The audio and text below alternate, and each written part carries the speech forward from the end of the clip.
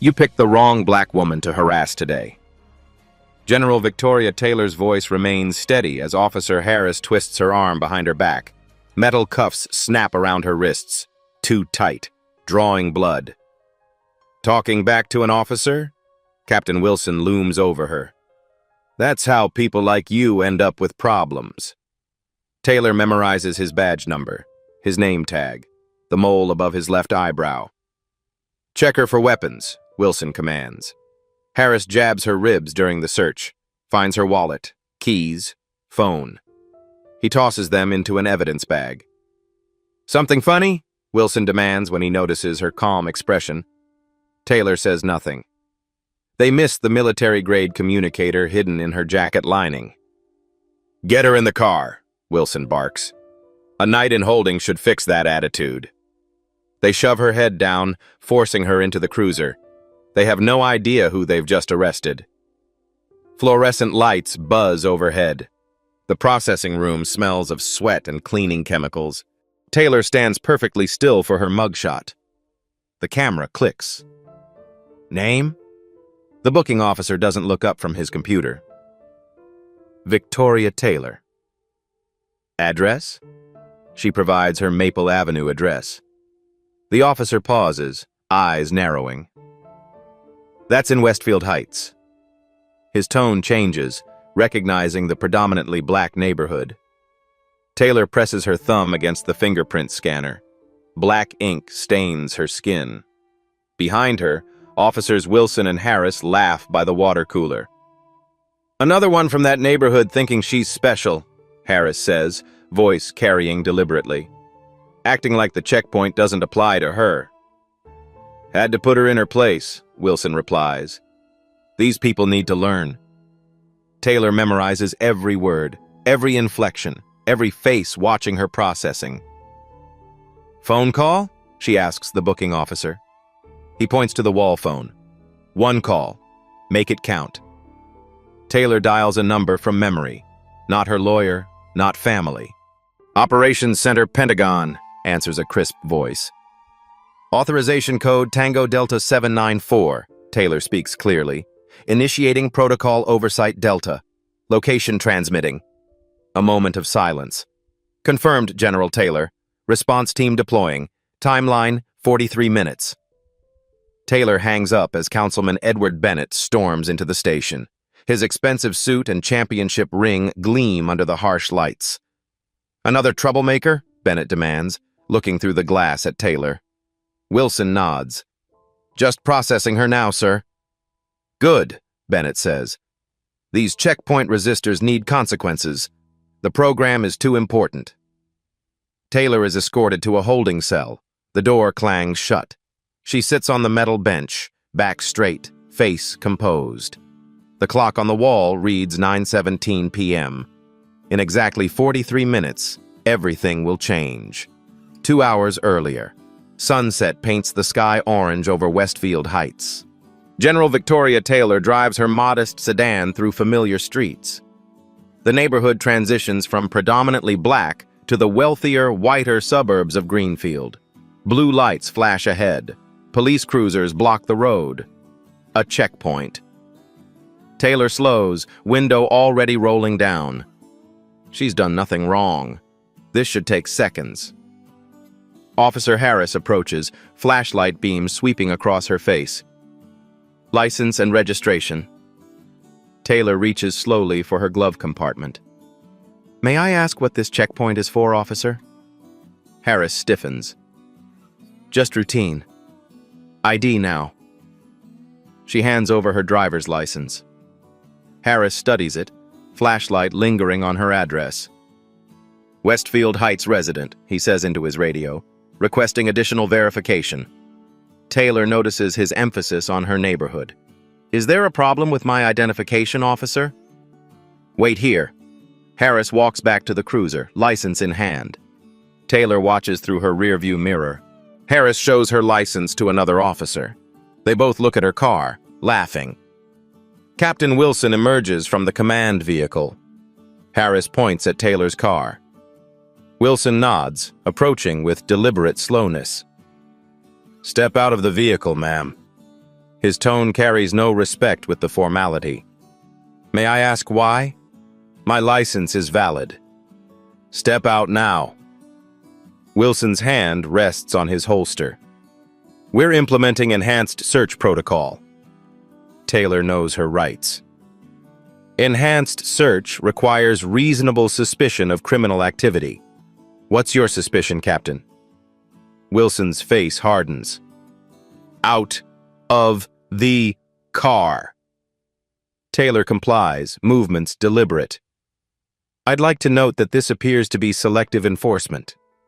We decide what's selective, Wilson says. Hands on the hood. I decline consent to search my vehicle without probable cause, Taylor states calmly. Terry v. Ohio and Delaware v. Prowse establish clear guidelines for... Look at the lawyer here, Harris mocks, moving closer. Thinks she knows the law. Taylor stands her ground. I'm familiar with my Fourth Amendment rights. Wilson steps closer. Your kind always want to make things difficult.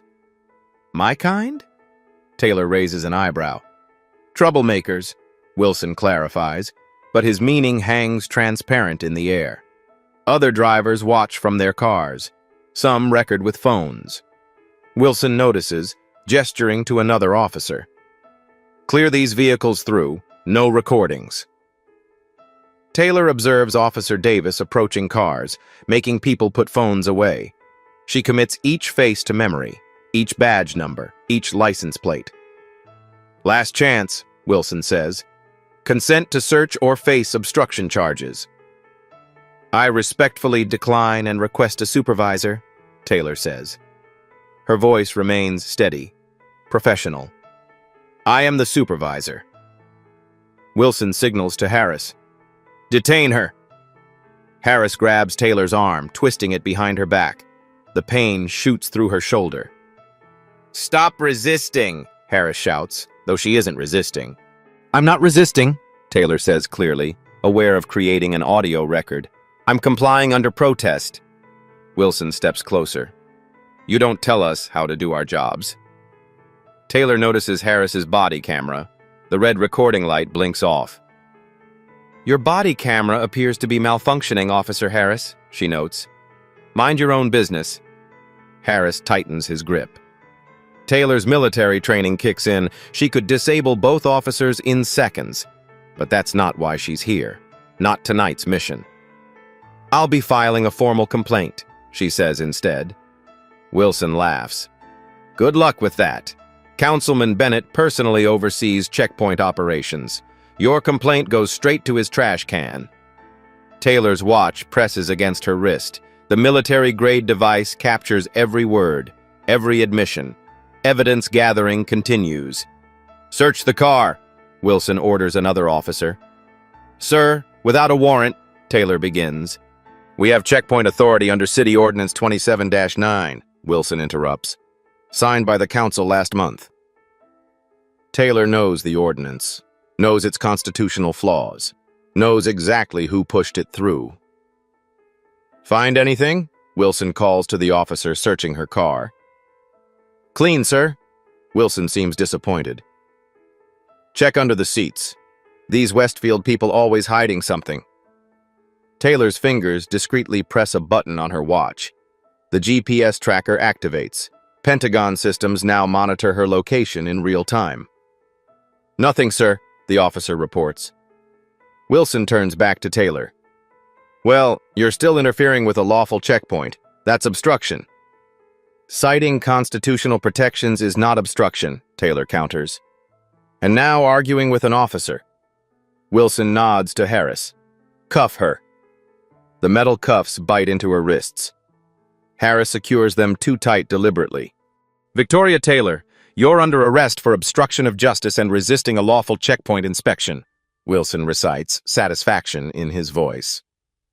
Taylor notices a young woman in a nearby car recording discreetly. Their eyes meet briefly. Taylor gives an imperceptible nod. You have the right to remain silent, Wilson continues. I'm aware of my Miranda rights, Captain, Taylor interrupts. I assume you're transporting me to the Greenfield station? Wilson pauses, thrown by her composure. "That's right. I'll need my phone call when we arrive." "You'll get what we decide to give you," Harris says, shoving her toward the cruiser. As they lead her away, Taylor glances at the checkpoint.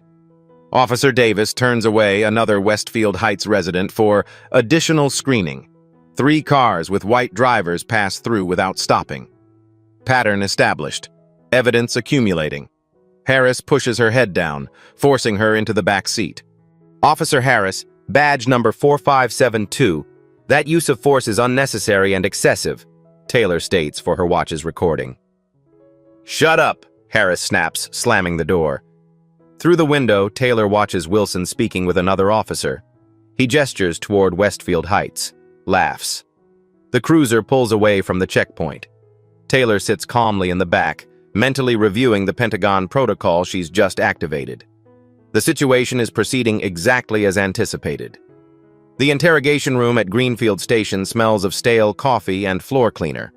A single overhead light casts harsh shadows. The metal table is bolted to the floor. Taylor sits straight-backed in the uncomfortable chair. Her handcuffs remain tight. 2 hours have passed since her arrest. The door opens. Captain Wilson enters, carrying a thin folder and Taylor's confiscated belongings. He drops them on the table. "Comfortable?"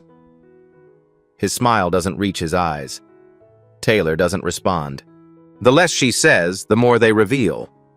Wilson opens the folder. "Victoria Taylor, Westfield Heights address. No priors." He looks up. "First time being educated about checkpoint compliance? I'd like to speak with an attorney." "Soon enough." Wilson circles the table. "We're just having a conversation first." "I invoke my right to counsel." Taylor's voice remains level, precise. Wilson ignores her. "See, we have a problem in this town. People who don't respect authority. People who think rules don't apply to them." He leans against the wall, studying her. "Checkpoints keep Greenfield safe. Some folks don't like being checked. Those folks usually have something to hide." Taylor remains silent. Her military training included resistance to interrogation techniques. Wilson's amateur intimidation tactics wouldn't break a first-year cadet. "Nothing to say?" Wilson flips through her wallet. "Interesting ID you've got here." He pulls out her military ID, studies it, snorts. "Marine Corps General, 4 stars?" He tosses it on the table. "Nice fake, adding impersonating military personnel to your charges." Taylor watches him carefully. "That identification is authentic." "Right," Wilson laughs. "And I'm the Secretary of Defense." His phone buzzes. He checks the screen, nods slightly. "Our concerned citizen is here," Wilson says, moving to the door. "Someone wants to meet the latest checkpoint troublemaker." Taylor's photographic memory catalogs every procedural violation, every failed Miranda compliance, every civil rights infringement. Wilson leaves. Through the thin walls, Taylor hears a new voice. Authoritative. Impatient. Another one from that neighborhood? The voice must belong to Councilman Bennett. "Yes, sir," Wilson responds. "Gave us the usual constitutional speech. Had a fake military ID, too." "Military?" Bennett sounds interested. "What branch?" "Marines. Claims to be a general." Wilson's laugh carries through the wall. "Get what you need and process her," Bennett says. "Make an example. These checkpoint resistors are undermining the whole program." Taylor notices the one-way glass, feels Bennett watching from the other side. The door opens again. Wilson returns with Officer Harris. "Let's try again." Wilson slaps a form on the table. "Sign this confession to obstruction, take a misdemeanor charge, and you'll be out by morning." Taylor studies the document without touching it. "I'll need my attorney present before signing anything." Harris steps forward. "Captain asked you nicely." "And I respectfully declined," Taylor replies. Wilson nods to Harris, who moves behind Taylor's chair, his presence meant to intimidate. You people from Westfield Heights think you're special, Wilson says. Think the rules don't apply. But Councilman Bennett's checkpoint program has cut crime in Greenfield by 30%. By targeting specific neighborhoods? Taylor asks. Wilson's expression hardens. By enforcing the law where it needs enforcing.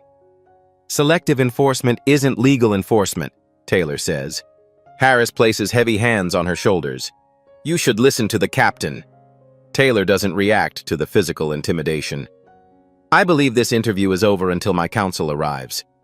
Wilson collects her belongings, intentionally dropping her military ID on the floor. He steps on it as he walks around the table. This little military costume doesn't impress me, he sneers, picking up the ID. Though I admire the attention to detail. 4 stars.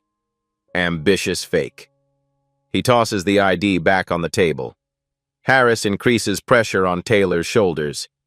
We've got all night, Wilson says. Plenty of time for you to reconsider that signature. A sharp knock interrupts. The door opens immediately. Detective David Morales stands in the doorway. His expression shifts from professional to confused as he takes in the scene. Captain, Morales says carefully. A moment outside? Wilson hesitates, then nods to Harris. Watch her. The door closes behind them. Through the wall, Taylor hears urgent whispers. The conversation grows heated. Someone knocks urgently on the interrogation room door. The door opens. Detective Morales enters, followed by a visibly agitated Captain Wilson. Morales, mid-30s with observant eyes, carries himself differently than the other officers. His badge hangs from a chain around his neck. His suit, while department issue, fits properly. Officer Harris, you're needed at the front desk, Morales says. Harris looks to Wilson, who nods reluctantly. Harris leaves, closing the door firmly behind him. Morales approaches the table. He picks up Taylor's military ID, examining it closely. Captain, this ID has proper security features, Morales says. The holographic seal, microprinting, UV watermarks, all authentic military issue. Wilson scoffs. It's a good fake. No, sir. Morales places the ID gently on the table. I served before joining the department. This is genuine. Wilson's confidence wavers momentarily. So she stole a military ID, add it to the charges. Taylor watches the dynamic between them. Morales represents something rare integrity within a corrupted system. Ma'am, Morales addresses Taylor directly. May I ask your name and rank? General Victoria Taylor, United States Marine Corps. Morales straightens instinctively. Military bearing doesn't fade with time. And what brings you to Greenfield, General? Morales asks. Before Taylor can answer, Wilson interrupts. Detective, she's being processed for obstruction and checkpoint evasion. Her occupation is irrelevant.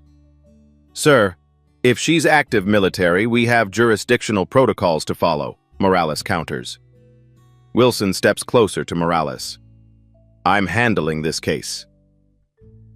Captain, department policy requires verification of military credentials, Morales persists.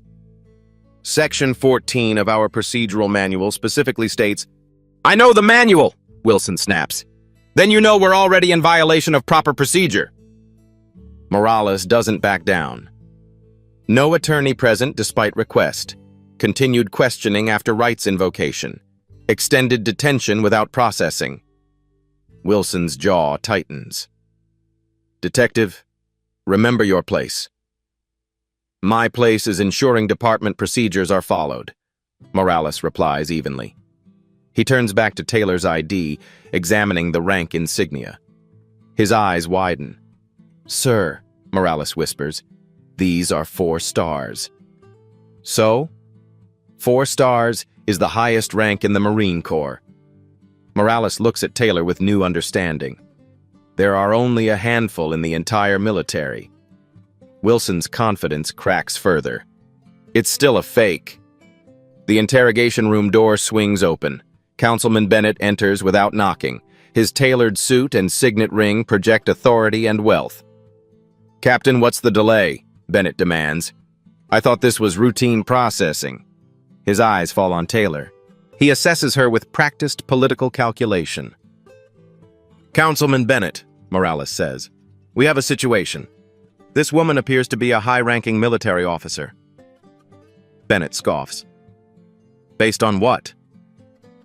"Military identification consistent with a Marine Corps general," Morales explains. "We need to verify through proper channels before proceeding." "Detective, isn't it?" Bennett checks Morales' nameplate. "Your concern for procedure is noted. Now let the captain handle this." Morales stands his ground. "Sir, with respect, if we've detained a military general improperly, the department faces serious repercussions. If," Bennett emphasizes, "a remarkably big if." He turns to Wilson. "Captain, handle the paperwork and process her. Detective Morales, you're needed elsewhere." "Sir," Morales protests, "standard protocol requires—" "Standard protocol is what I say it is," Bennett interrupts. "The checkpoint program operates under special city ordinance, my ordinance." Taylor watches Morales carefully. She sees the moment his professional ethics confront political reality. "Councilman," Morales says carefully, "may I at least verify her identity through military channels? A simple phone call." Bennett studies Morales. "You're new to Greenfield, aren't you, Detective?" "Transferred 6 months ago, sir." "Then let me explain how things work here." Bennett steps closer. "The checkpoint program is essential to Greenfield's safety and property values. Occasional complaints are expected. They're handled quietly and quickly." "By violating rights?" Morales asks. Bennett's smile turns cold. "By maintaining order. Don't overthink your role, Detective." The phone on the wall suddenly rings. All three turn toward it. Wilson answers. "Captain Wilson." He listens, frowning. "What kind of call?" His expression shifts from annoyance to confusion. "From where?" Wilson's face pales slightly. He hangs up. "What is it?" Bennett demands. "Front desk has received calls asking about a General Taylor," Wilson says slowly. "From whom?" Bennett asks. Wilson swallows. "The Pentagon." The room falls silent. Bennett and Wilson exchange glances. "Probably her friends playing games," Bennett dismisses. "Captain, finish processing and—" "Sir," Wilson interrupts. "They mentioned her by name and rank. They knew she was here." Bennett turns to Taylor, reassessing. Morales' eyes widen at the 4 stars on her ID card. "Sir, do you realize who we've arrested?" Bennett silences him with a gesture. "Captain, verify this properly. Now." Wilson exits quickly. Bennett studies Taylor with new caution. "If you are military," Bennett says, "you should understand the importance of security checkpoints." "I understand constitutional rights," Taylor replies, "and selective enforcement." Bennett's political smile returns. "General, if that's what you are, surely we can resolve this misunderstanding amicably." The phone rings again. Wilson answers from outside. His voice carries through the door. "Yes, sir. Yes, she's here. No, sir, I understand, sir." Bennett watches the door with growing concern. Wilson returns, visibly shaken. "That was Colonel Jackson from the Pentagon Military Police. They've confirmed her identity." "Excellent." Bennett recovers quickly. "Then release the general immediately with our apologies for the misunderstanding." "There's more," Wilson says quietly. "They're sending representatives. Here. Now." Bennett's political mask slips. "What representatives?" "A military investigation unit," Wilson says. "They specifically mentioned your checkpoint program, sir." Bennett turns to Taylor. Understanding dawns in his eyes. This wasn't a coincidence, he realizes. Your presence at the checkpoint. Taylor meets his gaze steadily. The station's front desk phone begins to ring. The persistent ringing echoes through the station. Multiple lines now, phones lighting up across desks. Bennett moves to the interrogation room door, closing it firmly. His political composure cracks further. "What exactly is happening here?" he demands. Taylor remains silent. Her mission doesn't require explanation. Wilson's radio crackles. "Captain, we have multiple incoming calls. Pentagon, DOJ, Governor's Office." "Handle it," Bennett snaps. "Sir," Wilson responds, "they're specifically asking about General Taylor." Morales watches this exchange with growing awareness. He moves closer to Taylor. "Would you like those handcuffs removed, General?" he asks quietly. Bennett glares at him. "Detective, step back." "Sir, she's been confirmed as a military general," Morales argues. "Continuing to detain her is my decision," Bennett interrupts. He points at Taylor. "Whatever game you're playing ends now." Taylor finally speaks. "This isn't a game, Councilman. It's an investigation." "Investigation?" Bennett laughs, but uncertainty edges his voice. "Into what?" "Systematic civil rights violations through discriminatory checkpoint practices," Taylor states. "Targeting minority neighborhoods, violating Fourth Amendment protections, implementing quotas based on race and district." Bennett's face hardens. "Ridiculous accusations." "Documented accusations," Taylor corrects. Wilson's radio crackles again. "Captain, military vehicles approaching the station." Bennett's political calculation visibly shifts to self-preservation. He turns to Wilson. "Release her, now. Claim miscommunication. Blame the officers who made the arrest." Wilson hesitates. "Sir, Harris followed your checkpoint protocols exactly." "Then blame the protocols," Bennett hisses. "Just contain this." Morales steps forward, removing a small key from his pocket. He unlocks Taylor's handcuffs. "My apologies, General," he says formally. Bennett watches this with growing alarm. "Detective, prepare the necessary paperwork for the General's immediate release." Morales nods but makes no move to leave. "Now, Detective," Bennett insists. "In a moment, sir." Morales turns to Taylor. "General, may I ask what happens next?" Taylor rubs her wrists where the cuffs bit into her skin. "Justice happens next, Detective Morales." Bennett laughs nervously. "A simple misunderstanding doesn't require such dramatics." 6 months of documented civil rights violations isn't a misunderstanding, Taylor replies. Morales looks between them. 6 months? Taylor nods. The Pentagon has been monitoring Greenfield's checkpoint program since its implementation, gathering evidence, building a case. She checks her watch. And now that case is complete. Wilson's radio crackles once more. "Captain, 3 black SUVs have entered the parking lot, military personnel disembarking." Bennett moves to the door.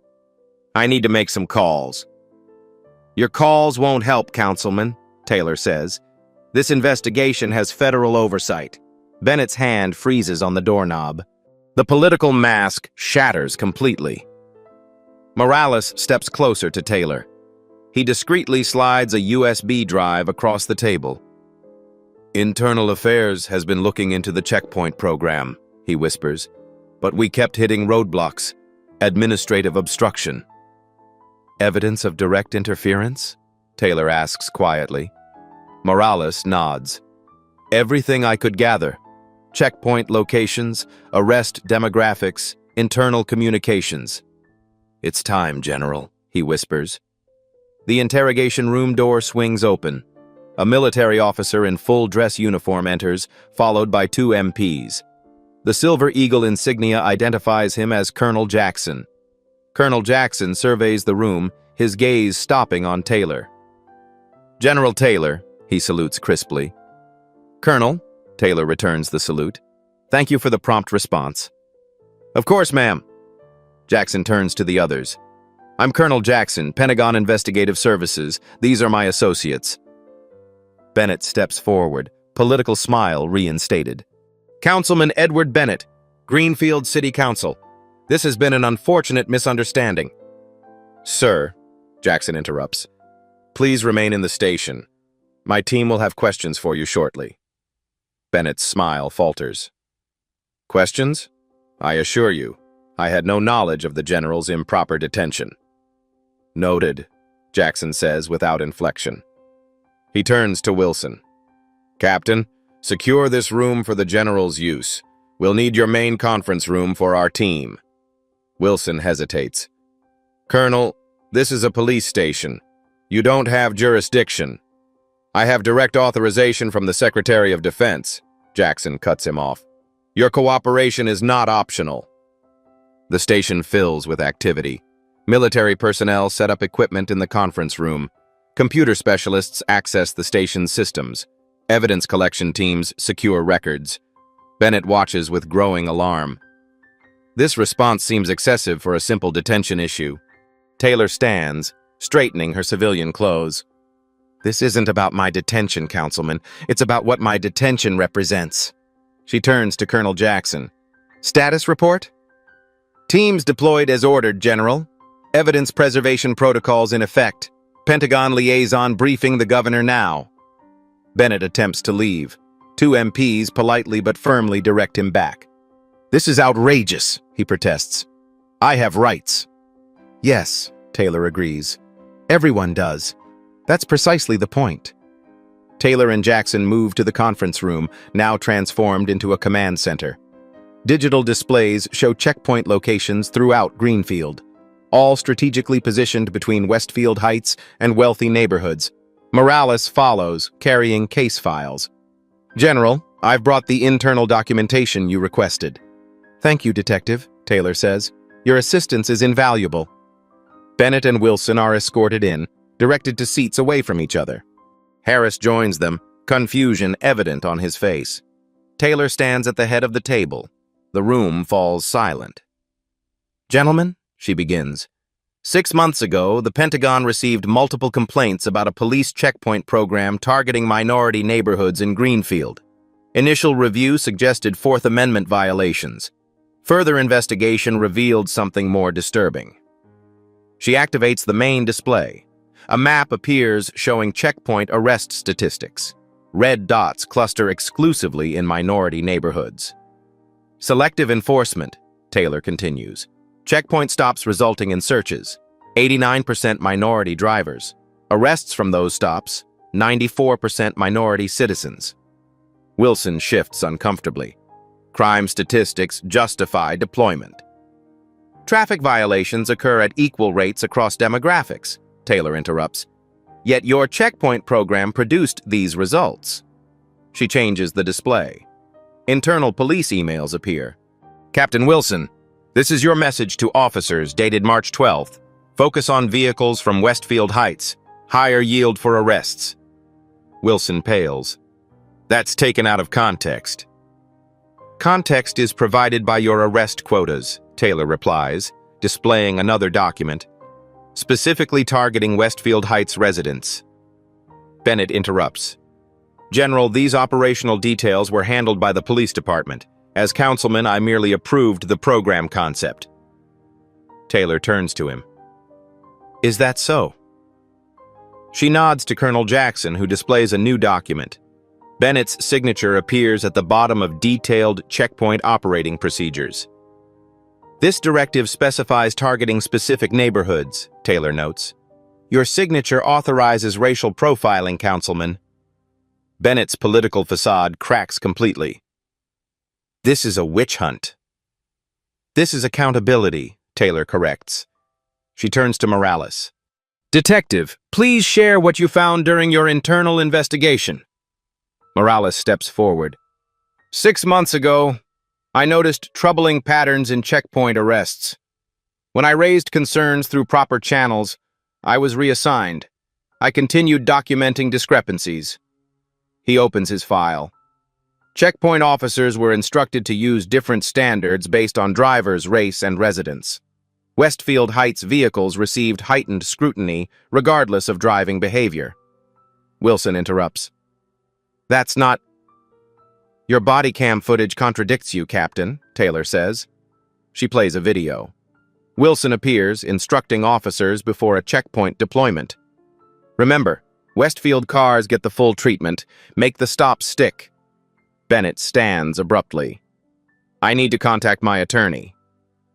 You'll have that opportunity, Taylor assures him, after we complete this interview. She slides a folder across the table. These are just from the last 6 months. Captain Wilson's face drains of color as he opens the file. The investigation continues into the night. Military personnel process evidence. Technical teams analyze department servers. Legal advisors document violations. In a quiet corner of the conference room, Taylor finds Morales reviewing files. Detective, she says, joining him, your assistance has been crucial. Morales looks up, exhaustion etched on his face. I should have done more, sooner. You did what you could within a corrupt system, Taylor says. That takes courage. Morales closes the file. When I transferred to Greenfield, I had no idea. The checkpoint program was already established, presented as innovative community policing. When did you realize the truth? Taylor asks. Morales hesitates, pain flashing across his features. 3 months ago, he finally says. My brother came to visit. He was stopped at a checkpoint, detained for hours. No charges, just intimidation. He stares at his hands. He's a pediatric surgeon. Drives a nice car. But they only saw a black man in the wrong neighborhood, Taylor finishes. Morales nods. I filed complaints, used proper channels, evidence disappeared, witnesses changed statements. The system protected itself. That's why I'm here, Taylor says.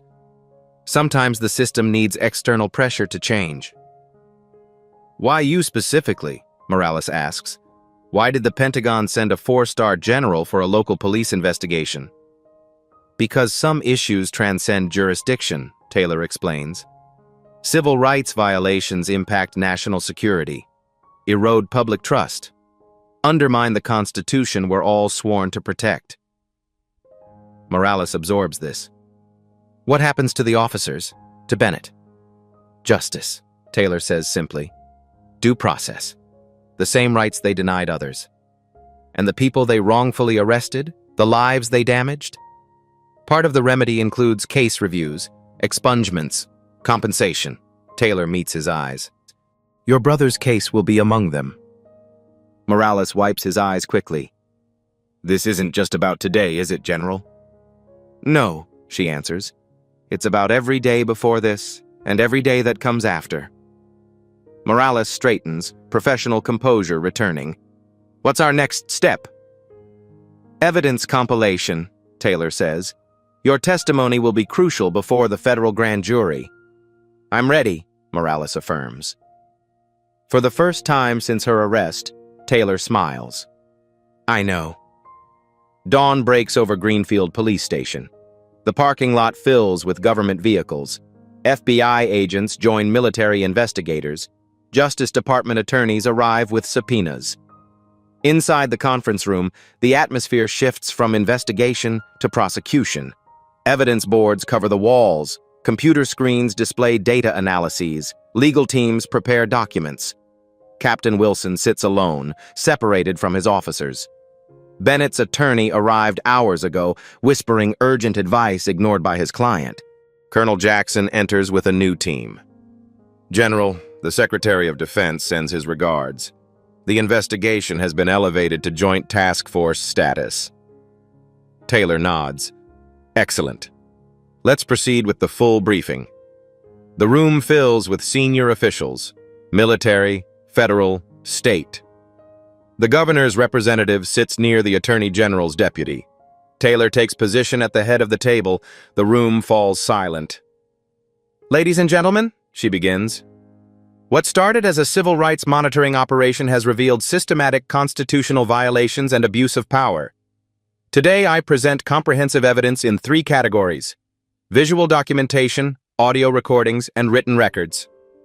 She activates the main display. First, visual evidence. Dashcam footage appears. A vehicle from Westfield Heights stopped at a checkpoint. The driver professional, polite as ordered from the car without cause. Search conducted without consent. When he questions the legality, he's arrested for obstruction. This pattern repeats across hundreds of documented stops, Taylor explains. She shows split-screen footage. White drivers pass through checkpoints with cursory checks. Black drivers from Westfield Heights face extended detentions, searches, and frequent arrests. Checkpoint camera systems captured clear racial disparities in enforcement, Taylor continues. White drivers were stopped at 8% frequency, black drivers at 82%. Bennett interrupts.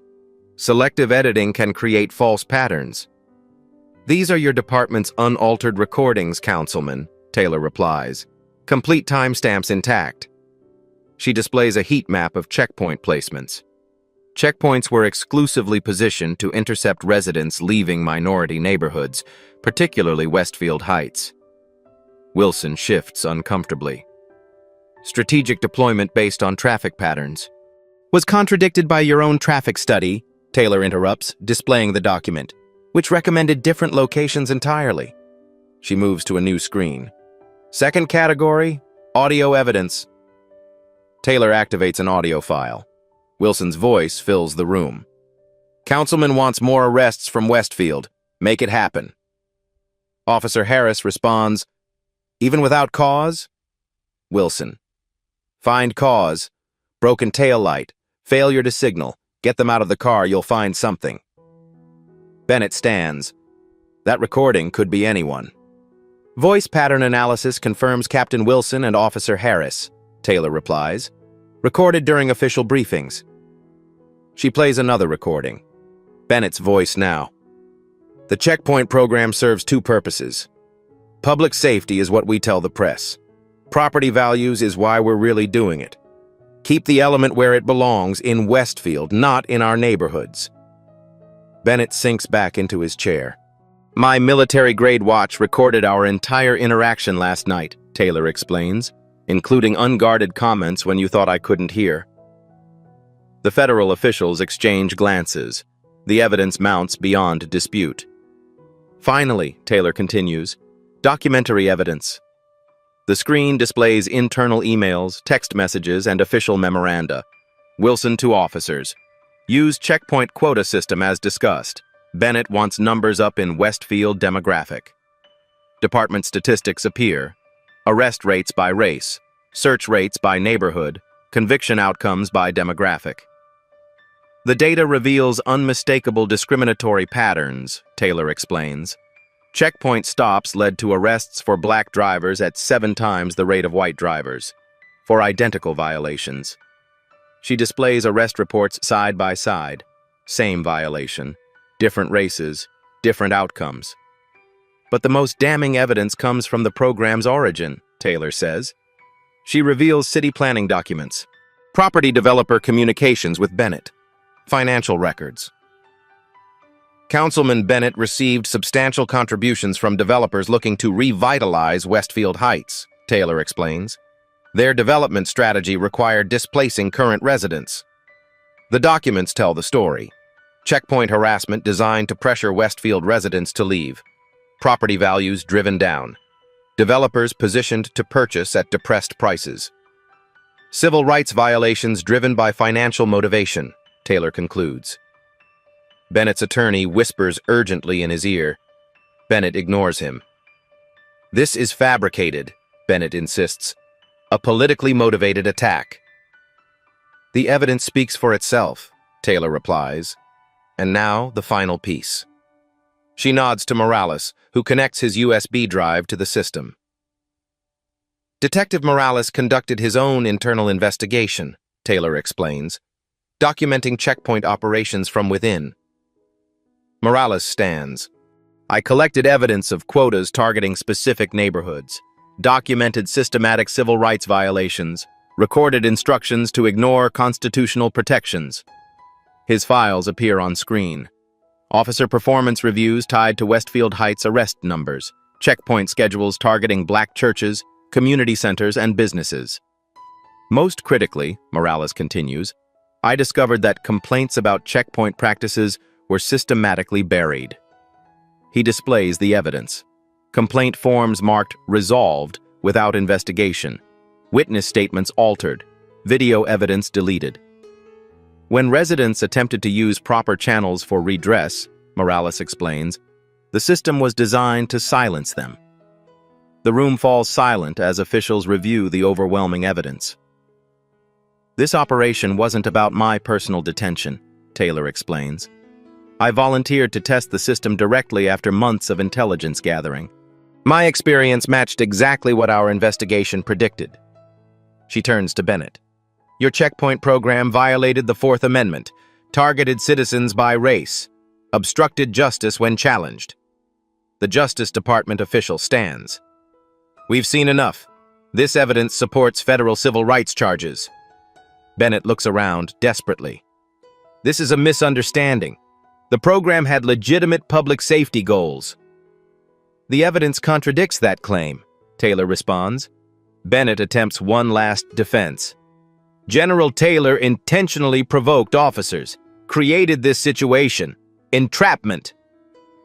I simply drove through a public checkpoint, Taylor replies calmly. My rights were violated because of who I am and where I live, exactly like hundreds of other citizens. She displays the final document. This is the classified Pentagon investigation authorization signed by the Secretary of Defense. Launched after multiple military personnel reported discriminatory treatment at your checkpoints. The reality of his situation finally hits Bennett. He turns to his attorney in panic. The investigation is complete, Taylor announces. Federal prosecutors will now determine specific charges. The Pentagon investigator connects the final laptop to the projector. This evidence goes back 3 years. FBI agents approach Wilson, Harris, and other implicated officers. Justice Department officials surround Bennett. Edward Bennett, you're under federal investigation for civil rights violations, abuse of power, and obstruction of justice, the lead federal prosecutor announces. Bennett stands abruptly. I need to make a statement to the press. Control the narrative. He moves toward the door. Military police stand ready. Councilman Bennett attempts to leave through the back door where military police wait. 1 week later, Capitol Hill. A congressional hearing room fills with observers, press, and officials. General Victoria Taylor sits at the witness table in full dress uniform. 4 stars gleam on her shoulders. Medals and ribbons testify to decades of service. The committee chairperson calls the session to order. This hearing on civil rights enforcement in local policing will now begin.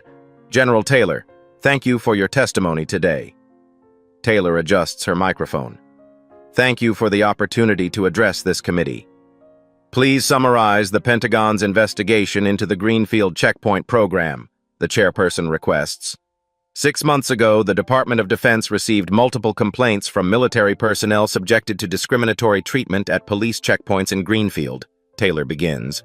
Initial investigation revealed a pattern of constitutional violations specifically targeting minority neighborhoods. She presents the evidence methodically. The discriminatory checkpoint placements. The racial disparities in enforcement. The financial motivations behind the program.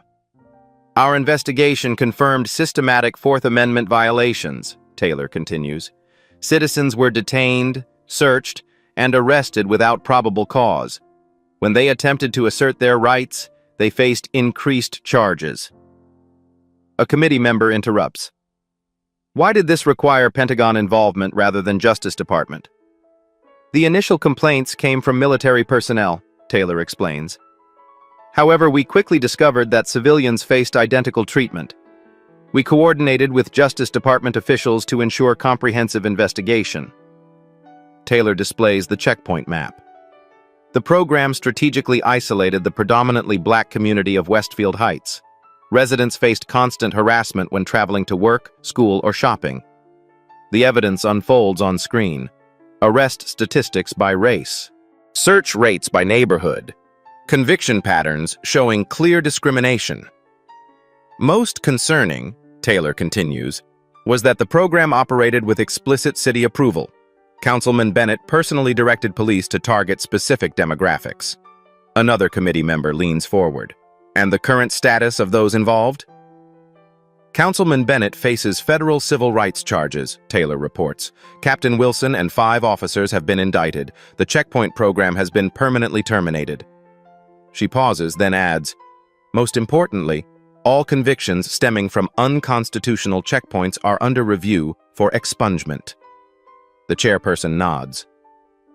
General, your decision to personally test the checkpoint system was unconventional. What motivated this approach? Sometimes systems only reveal their true nature through direct experience, Taylor explains. As a black woman and a military officer, I was uniquely positioned to document the disparity between how citizens should be treated and how they were actually treated. A supportive committee member speaks. I'd like to recognize Detective David Morales, whose internal investigation provided crucial evidence. Detective, please stand. Morales rises from the audience. The room applauds his courage. Detective Morales risked his career to document these violations, Taylor acknowledges. His ethical commitment represents the best of law enforcement. The chairperson turns serious. What changes do you recommend to prevent similar abuses nationwide? First, independent oversight of checkpoint operations, Taylor suggests. Second, mandatory data collection on stops by demographic. Third, clear consequences for departments showing discriminatory patterns. She looks directly at the committee. Most importantly, we must recognize that constitutional rights aren't optional. They don't depend on race, neighborhood, or economic status. The hearing continues with questions and testimony. Taylor provides detailed responses, always returning to the core principle, equal protection under law. As the session concludes, the chairperson makes an announcement. Based on this investigation, we're introducing legislation establishing federal standards for checkpoint operations.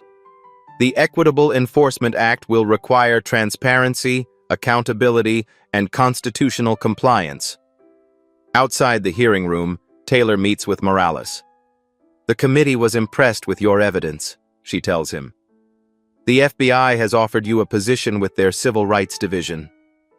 Morales smiles. I've accepted. Change sometimes requires working from the inside. And your brother? Taylor asks. His record has been expunged, Morales confirms. He's helping organize the class action lawsuit for other checkpoint victims. Taylor nods approvingly. Justice works slowly, but it does work.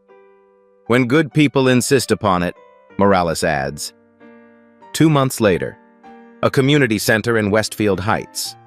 Residents gather for a town hall meeting with their new police chief. Taylor, now in civilian clothes, sits quietly in the back.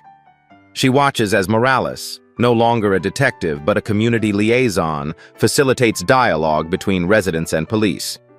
The new chief announces reformed policies, body cameras always activated, stop data publicly available, community oversight board with real authority. After the meeting, an elderly resident approaches Taylor. You're the general, aren't you? The one who brought down those checkpoints? Taylor smiles. I just helped expose the truth. You did more than that, the woman says. My grandson was arrested at one of those checkpoints, lost his scholarship because of it. Now his record's cleared and he's back in college. I'm glad to hear that, Taylor responds. One thing I don't understand, the woman continues. You're a general. You could have used your rank from the beginning. Why go through the arrest? Because most people can't use rank or privilege to protect their rights, Taylor explains. The system should work equally for everyone, not just those with status. The woman nods thoughtfully. My grandson wants to be a lawyer now, says somebody needs to know the law to protect the community. He's right, Taylor agrees. Knowing your rights is the first step to defending them. Outside, Morales waits to drive Taylor to the airport. Returning to the Pentagon? He asks. Yes, Taylor confirms. But our civil rights oversight won't end with Greenfield. This case established a template for identifying similar patterns nationwide. The checkpoint is gone, Morales observes as they drive past its former location. But the work continues. Taylor looks out at the community families walking freely, residents no longer afraid of arbitrary enforcement. This is what security actually looks like, she says. Not checkpoints and harassment, just people living their lives with dignity and equal protection under the law. The committee chairman gavels the session closed. This hearing is concluded, but our work has just begun. General Taylor steps into the sunlight outside the Capitol building. 6 months later, Pentagon conference room. General Taylor stands before a wall of monitors displaying checkpoint data from cities nationwide. Colonel Jackson enters with fresh reports. Implementation of the new oversight protocols is proceeding as scheduled, General. 17 departments have voluntarily reformed checkpoint practices. And the resistors? Taylor asks. Justice Department has opened investigations into 9 jurisdictions showing similar patterns to Greenfield. Taylor studies the data. Red flags highlight familiar patterns. Checkpoints concentrated around minority neighborhoods. Disparate enforcement statistics. Complaint suppression. The Greenfield model is proving effective, Jackson notes, identifying indicators of systemic discrimination before they become entrenched. Taylor nods. And our military personnel reports? Down 63%, Jackson confirms. The warning system works. Service members report potential civil rights issues directly to our office now. Taylor's secure phone chimes. A text from Morales. Bennett sentenced today, 5 years federal, restitution ordered for checkpoint victims. Justice, delayed but delivered. Her assistant enters. General, your next appointment is here. A young black woman in Air Force uniform enters. Lieutenant Jasmine Williams, recently detained at a checkpoint outside Maxwell Air Force Base. Lieutenant, Taylor greets her. Thank you for reporting your experience. General. Williams salutes crisply. I wasn't sure if it warranted attention until I heard about your Greenfield operation. Every data point matters, Taylor assures her. Your report matches others from that jurisdiction. Williams straightens. What happens now, ma'am? Now, Taylor explains, we follow the evidence, document the pattern, ensure constitutional protections apply equally to everyone. She moves to the window, looking out at the Pentagon courtyard where service members from all backgrounds serve a common mission. The uniform doesn't protect us from discrimination, Taylor tells Williams, but it does give us the responsibility to uphold the Constitution for ourselves and for every citizen. Williams nods in understanding. That's why I reported it, not just for me. Exactly, Taylor agrees. Systems only change when good people recognize injustice and take action. She returns to the data displays, to the work that continues. No checkpoints, Taylor says. No double standards. Just equal justice under law. The map of America glows on the screen before her. Each indicator represents work to be done. Communities waiting for fairness, rights requiring protection. General Taylor gets back to work.